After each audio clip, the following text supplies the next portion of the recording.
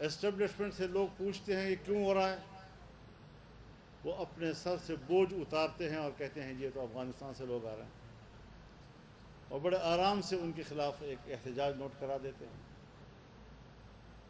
اس کا نتیجہ کیا نکلے گا کہ افغانستان میں شاہ ظاہر شاہ سے لے کر اشرف غنی تک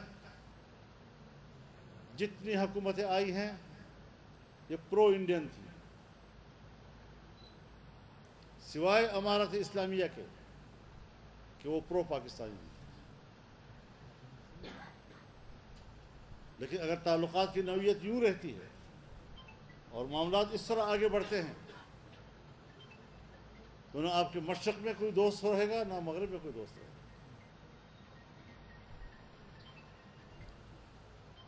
اگر ایران کی طرف سے دراندازی ہوتی ہے پھر آپ بھی دراندازی جواب میں کر لیتے ہیں، ایک ہفتے کے اندر اندر معاملات طے ہو جاتے ہیں۔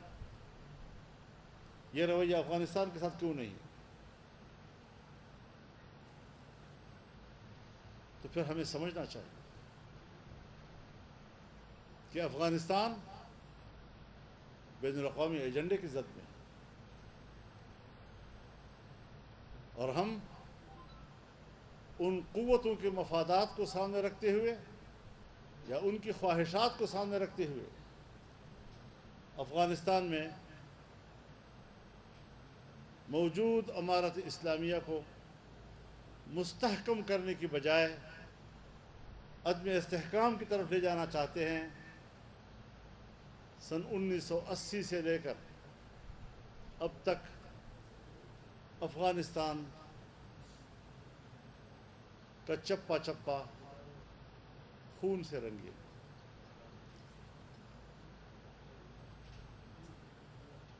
ایک ایک دیوار، ایک ایک حویلی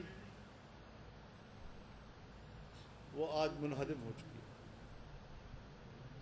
اس تباہ و برباد افغانستان کی تعمیر پاکستان کے لوگ بھی سمجھتے تھے اور افغانستان کے لوگ بھی اس امید میں تھے کہ اس کی تعمیر میں پاکستان تعاون کرے گا۔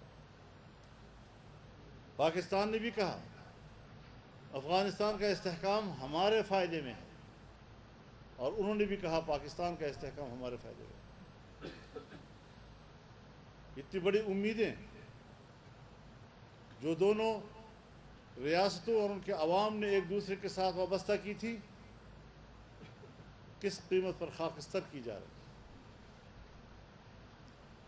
اور چونکہ میں خود گواہ ہوں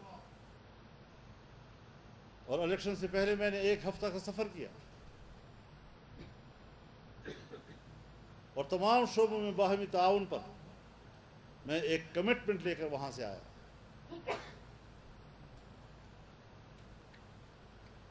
مسلح تنظیموں کو ایک پرامن راستہ دینے پر اتفاق رائے ہوا، اس کے لیے ایک میکینزم طے کرنا تھا۔ وہ ساری محنتیں کہاں ضائع ہو رہی ہیں؟ کیوں ضائع ہو رہی ہیں؟ یہ تو ایک غیر ذمہ دار ریاست کی علامت ہوتی ہے جب اس سے بنی بنائی بات بگڑتی ہے۔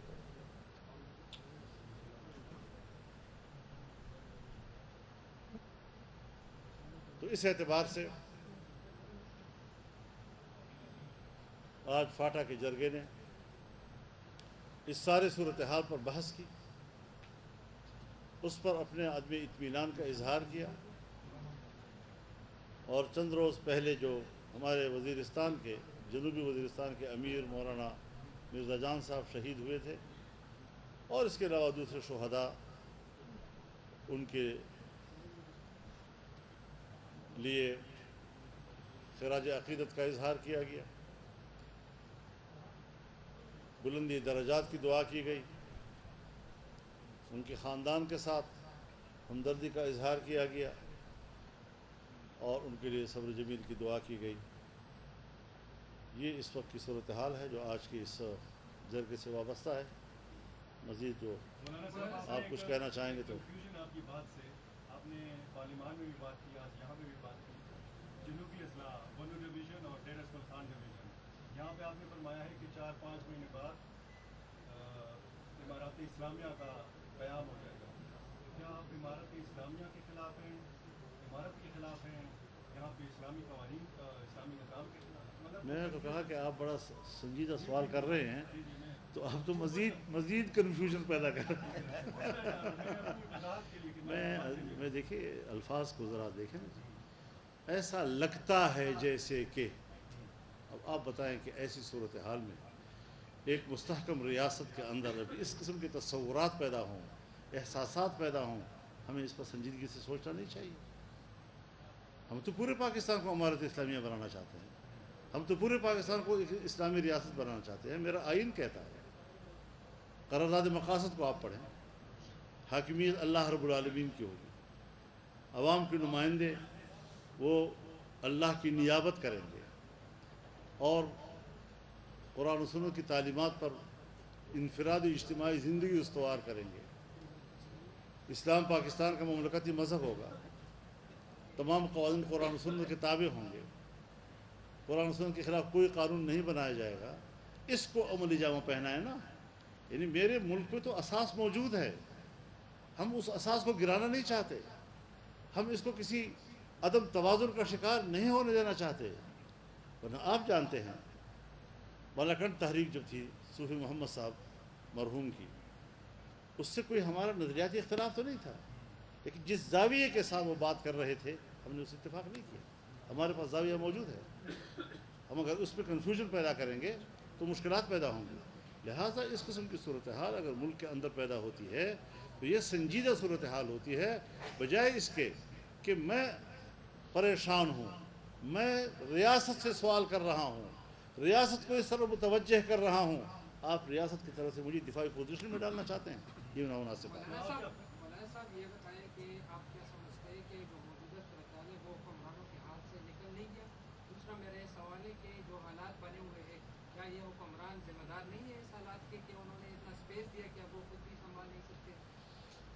دیکھیے حکمران سے مراد آپ کی کیا ہے؟ بس وہی ٹھیک ہے, مشرف اور اس کی تسلسل, یہ ہے ہمارے حکمران جو اس قسم کے فیصلے کرتے ہیں اسٹیٹ کے حوالے سے.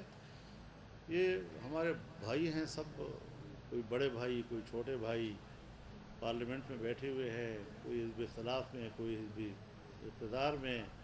کسی زمانے میں ہم کہتے تھے حکومت کا جو حکومتی سائڈ جو ہے وہ ہائی برڈ ہے, اب حکومتی سائڈ بھی ہائی برڈ ہے, اپوزیشن سائڈ بھی ہائی برڈ ہے. پورا پارلیمنٹ کس پہ آپ اعتماد کریں, فیصلے کون کرتا ہے؟ یعنی آپ بتائیں, فیصلہ آیا, اناؤنس کیا گیا, اپیکس کمیٹی نے اناؤنس کیا, کیا اس میں کنفیوژن تھی کہ پرائم منسٹر ہاؤس سے نئی وضاحت جاری کرنی پڑی؟ کیا خود ادارے کے اندر بھی مختلف اطراف سے آراء لی گئی تھی؟ کافی سوالات ہیں اگر اس نے کنفیوژن پیدا کر دی ہے. اور یہ جو عزم استحکام ہے اس کا بسم اللہ ہی عدم استحکام سے ہو گئی. 2013 سے 2018 کی حکومت تک حکومت جہاں بھی پھنستی تھی آپ ان کو نکالنے کی کوشش کرتے تھے, آپ ان کے ساتھ تھے.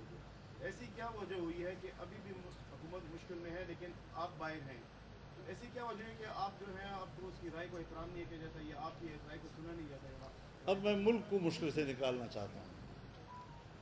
مولانا صاحب حالات اگر اتنے خراب ہے, مولانا صاحب امن کی صورتحال اتنی خراب ہے تو اس میں آپریشن کے علاوہ اور کیا حل ہوگا؟ کیا تجویز دیں گے؟ مذاکرات کریں ایک بار پھر سے, کس طریقے سے کریں, کس کے ساتھ کریں, مطلب حل کیا نکلے گا؟ یہ میرا درد سر نہیں ہے. میں ایک چیز پر تاریخ کے حوالے سے اور ماضی کے واقعات کی روشنی میں اور تجربات کی روشنی میں بات کر رہا ہوں کہ جس طرح ماضی کا حال ہوا آج بھی یہی صورتحال ہے. کس کو اعتماد میں لیا آپ نے؟ کیا پارلیمنٹ کو اعتماد, جو پارلیمنٹ تم نے خود بنائی ہے کیا اس کو بھی اعتماد میں لیا؟ مولانا صاحب یہ آپ نے خود کہا کہ کئی گنا زیادہ طاقت سے مسلح لوگ آ گئے ہیں, تو اب اس کا اگر آپریشن وہ نہیں کریں گے تو کس طرح اس کو؟ یہ سوال دونوں نے کیا. یہ سوال جو ہے یہ ان سے کیا جائے کہ تمہاری ماضی میں جو روایات ہیں آپریشنوں کی وہ تو ناکامی کے علاوہ کچھ بھی نہیں ہے. تو کیا ایک اور مشکل میں قوم کو ڈالنا چاہتے ہیں؟ پھر ایک دفعہ خون بہانا چاہتے ہیں ہمارا؟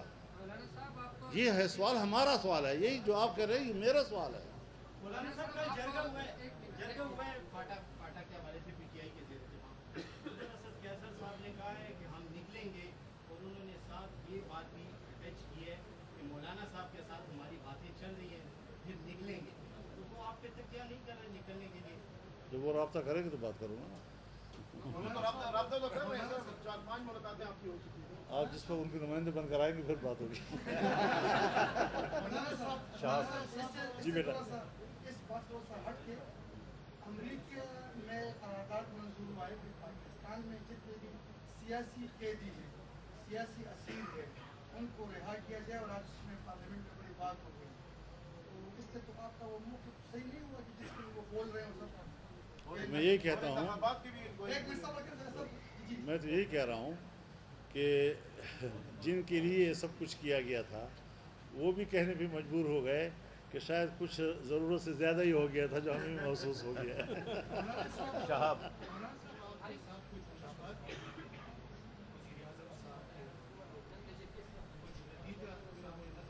جی بالکل، ملاقاتیں تو روزانہ بلکہ ہفتے میں کئی ملاقاتیں ہوتی ہیں، ملنا جلنا رہتا ہے ہمارا، اور ان ملاقاتوں میں ہمارا ایک ہی سوال ہے کہ پہلے آپ ہمیں بتائیں آپ کے پاس ہماری کسی ایک شکایت کے ازالے کی کوئی چیز ہے؟ ہمارے کسی نقصان کی، سیاسی نقصان کی ازالے کی آپ کے پاس کچھ ہے؟ اگر ہماری شکایت کا ازالہ، نقصان کی تلافی کی آپ کے پاس کچھ ہے تو آپ سامنے لائیں تاکہ پتہ چلے کہ آپ چاہتے کیا ہیں۔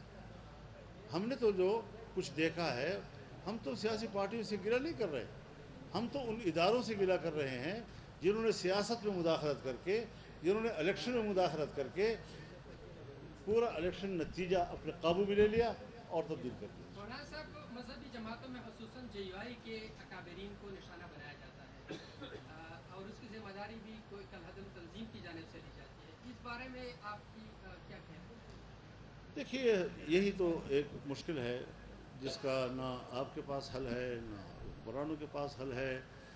ایک دین کی جماعت، اعلاء کلمت اللہ کی سربلندی کے لیے ایک منظم جماعت جس کی گزشتہ 100-150 سال کی تاریخ موجود ہے، اس کی پشت پر ایک جدوجہد ہے، قربانیوں کی ایک جدوجہد ہے اور کئی سو سالوں کی جدوجہد ہے۔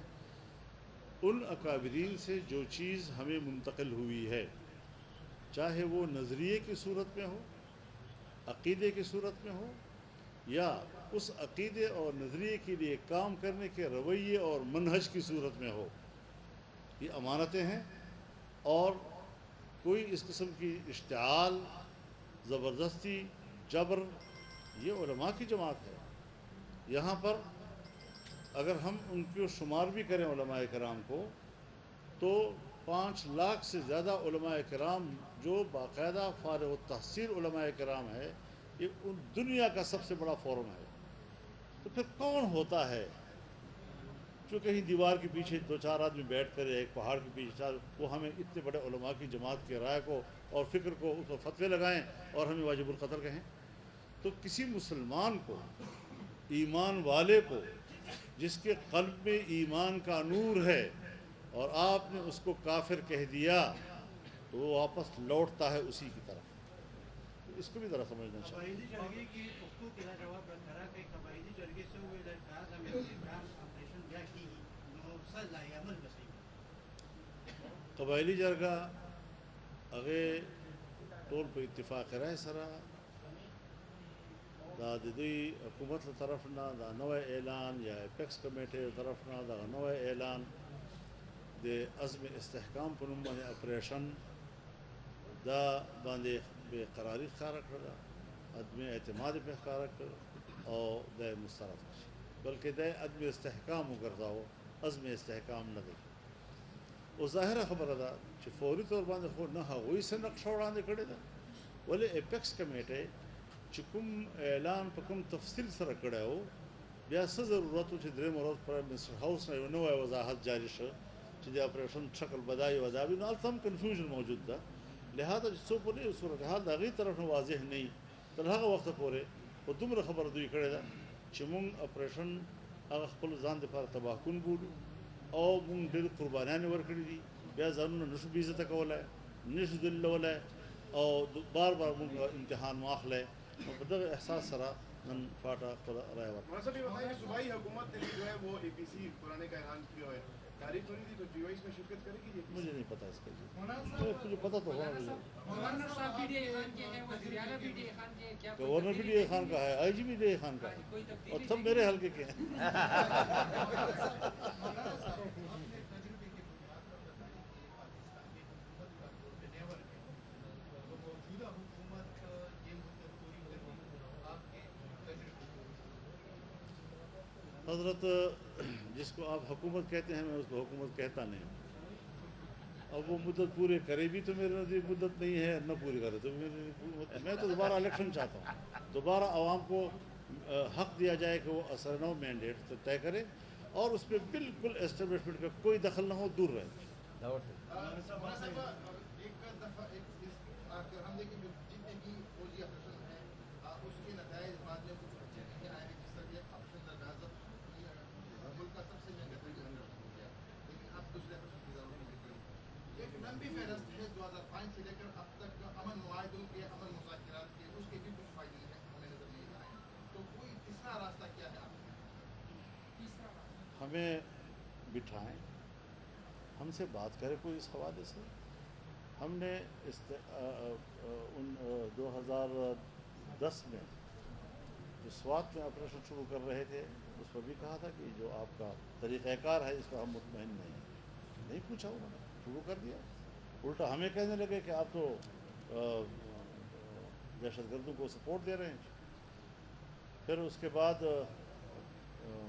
مسلم لیگ نواز شریف کی حکومت تھی، انہوں نے انضمام کا فیصلہ کیا. ہم نے کہا فاٹا انضمام غلط کر رہے ہیں آپ لوگ، آپ تیاری نہیں ہیں، آپ کے پاس وہ نظام اور وہ میکینزم ہی نہیں ہے اس کے لیے. اور انہوں نے کہا جی کہ وہ ہم ٹھیک کر رہے ہیں، کر لیا.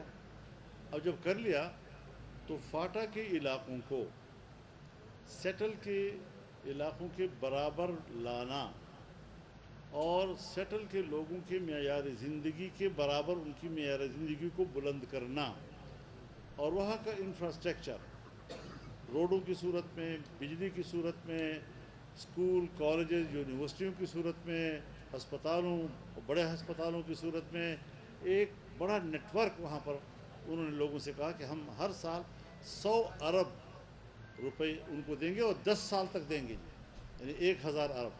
آج 7 سال مکمل ہو گئے ہیں، مجھے کوئی بتا سکتا ہے کہ 1 ارب پورے ہو گئے ہوں اور ان کو اس وعدے کے مطابق 7 سال کے بعد جب 700 ارب ہونا چاہیے تھا تو کیسے چلے گا؟ یہ کیسے وہ اس کو ترقی کریں گے؟ وہاں پر آج بھی گورنمنٹ کے پاس لینڈ ریکارڈ نہیں ہے. جب لینڈ ریکارڈ نہیں ہے، آباء و اجداد سے ان کی ملکیتیں آ رہی ہیں، قوم کی زمین ہے، قوم کا خاورہ ہے اور قوم اس کے امن کی ذمہ دار ہے اور یہ روایات چلی آ رہی تھی اور اس کو FCR کے ذریعے تحفظ دیا گیا تھا. یہ ساری چیزیں موجود تھیں. ہم نے کہا کہ جب آپ کے پاس لینڈ ریکارڈ ہی نہیں ہے، آپ کا پٹواری وہاں نہیں جا سکے گا، آپ کا قانونگو وہاں نہیں جا سکے گا. تحصیلدار جس طرح پہلے انتظامی نظام کا حصہ تھا اب بھی انتظامی نظام کا حصہ ہوگا، وہ اس بندوبستی نظام کا ماہر نہیں ہو سکتا. آپ بتائیں کہ آج بھی نہیں ہوا. اور میں نے ایک بڑے افسر سے پوچھا کہ بھئی جب لینڈ ریکارڈ ہی نہیں ہے تو آپ تقسیم کیسے کریں گے؟ تو ان کا جواب سنیے، آپ بھی حیرت سے ہوں گے. آج کل کے ٹیکنالوجی میں فخر کرنا چاہیے. کہتے ہیں ہم سیٹلائٹ سے تصویریں لے رہے ہیں اور سیٹلائٹ سے ہم تقسیم کر رہے ہیں زمینوں کی ہر خاندان کی بنیاد پر. وہ میں نے کہا سیٹلائٹ سے نیچے بھی آؤ گے یا نہیں؟ یا اتنی سارا کچھ کرو گے؟ اس طرح کے ایک واہمہ کی بنیاد پر، تخیل کی بنیاد پر کیا کیا اور فاٹا کے لوگوں کو برباد تباہ کر دیا.